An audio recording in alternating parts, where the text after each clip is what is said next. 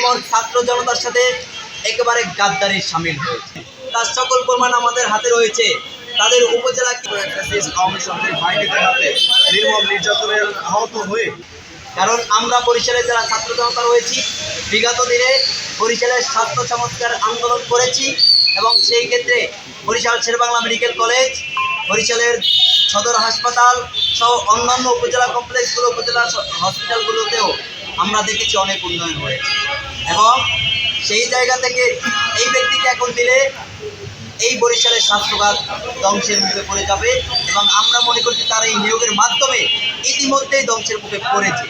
আমরা সেই বরিশালের স্বাস্থ্যখাতকে ধ্বংসের মুখ থেকে ফিরিয়ে আনার জন্যই আজকে এই গুরুত্বপূর্ণ পদক্ষেপ নিয়েছি এবং জনগণের সমর্থন নিয়েই, বরিশালের যে সাধারণ আপামর জনতা রয়েছে তাদের সমর্থন নিয়েই আমরা আজকে তালাবদ্ধ করেছি। তিনি 11টা বাজে অফিসে আসেননি, এখন অবধি দুপুর 11টা 19 বাজে, 2.5 ঘন্টায় তিনি এখন অফিসে আসেননি।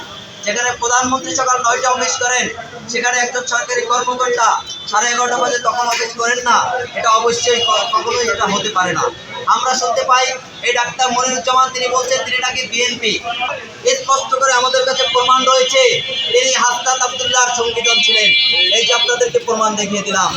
তিনি যে অপকর্মগুলো করেছেন তার সকল প্রমাণ আমাদের হাতে রয়েছে। তাদের উপজেলা কী কী অপকর্ম করেছে, তাকে যে বিতাড়িত করেছে তারও প্রমাণ আমাদের হাতে রয়েছে।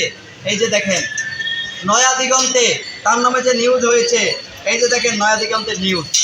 আমরা সব প্রমাণপত্র এখানে নিয়ে হাজির হয়েছি, কারণ তিনি বলছেন তিনি জাতীয়তাবাদী আদর্শ ধারণ করেন। এই যে দেখেন, আপনাদেরকে আরও একটি গুরুত্বপূর্ণ দেখাতে চাই তথ্য, সেটা হলো 2022 সালে তিনি স্বাধীনতা চিকিৎসক পরিষদ, যেটা আওয়ামী লীগের ছিল, সেখানে মেডিকেলের সকল কর্মকর্তাকে তিনি নোটিশ প্রদান করে একজন ব্যক্তিকে রেখে বাকিদেরকে নিয়ে চলে গিয়েছিলেন। এই যে তার প্রমাণপত্র, একদম সচক্ষে আপনাদেরকে দেখিয়ে গেলাম। জনকণ্ঠে নিউজ হয়েছে তার বিরুদ্ধে বহুল বিতর্কিত উপজেলা স্বাস্থ্য কর্মকর্তাকে বদলি করে সংশ্লিষ্ট অধিদপ্তর কর্মকর্তারা। এই যে দেখেন, কিন্তু আমাদের কথা না, এগুলো আগেই নিউজ হয়েছে। আপনাদের কতগুলো লাগবে? এই যে মানববন্ধন করেছে গৌরনদী উপজেলার যারা রয়েছে তারা, আমরা স্পষ্ট করে বলতে চাই এরকম আরও প্রমাণ রয়েছে। পরিবর্তন থেকে শুরু করে দেশের বিভিন্ন গণমাধ্যমে তার নামে নিউজ হয়েছে।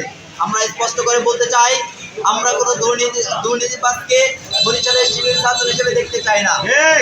আমরা চাই একজন যোগ্য, সৎ, নিষ্ঠাবান এবং যিনি জনগণকে প্রায়োরিটি দিয়ে কাজ করবে, বরিশালের স্বাস্থ্যখাতকে উন্নতির দিকে নিয়ে যেতে পারবে এমন ব্যক্তিকেই আমরা সিভিল ছাত্র হিসেবে দেখতে চাই।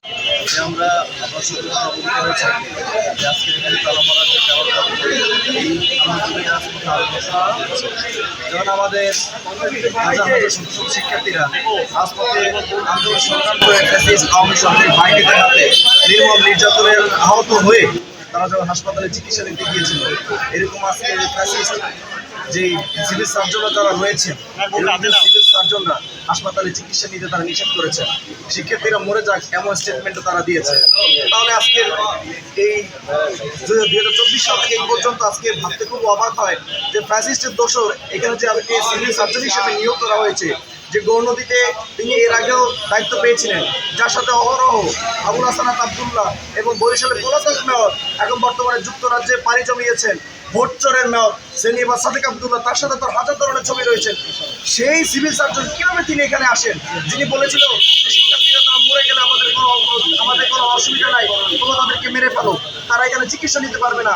তো এই কথা যে বলতে পারে আজকের এখানে এসেছে, আমরা এটা মানি না, মানতে পারি না।